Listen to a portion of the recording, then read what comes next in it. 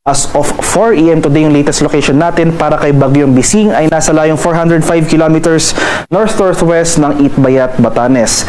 Isa itong typhoon na may taglay na lakas ng hangin na malapit sa gitna na umaabot ng 130 kilometers per hour at pagbugso na umaabot ng 180 kilometers per hour. Patuloy itong gumagalaw northeastward sa bilis sa 25 kilometers per hour.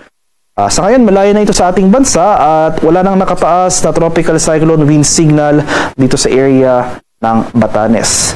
Gayun pa man, itong southwest monsoon o yung hanging habagat patuloy na magdudulot ng mataas na tsansa ng pag-ulan dito sa malaking bahagi ng Luzon at western sections ng Visayas at sa Mindanao. Sa nalalabing bahagi ng Luzon as well as itong central and eastern sections ng Visayas at Mindanao ay mas maliwalas sa panahon na ating inaasahan maliban na lamang sa mga biglaan at panandaliang pag-ulan na dulot ng thunderstorms.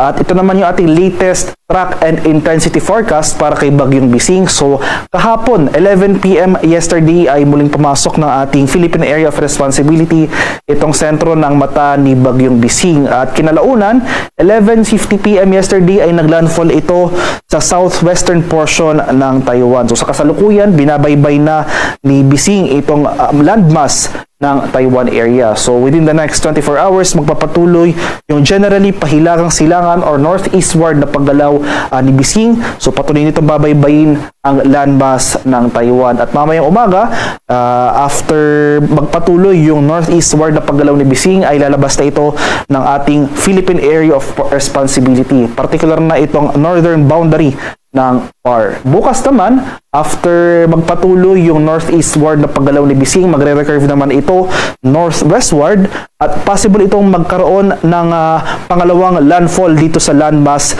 ng Eastern China. So beyond that, magpapatuloy yung paghina ni Bagyong Bising. Possible, isa na lamang itong low pressure area pagsapit ng Miyerkules habang binabaybay nito ang landmass ng mainland China.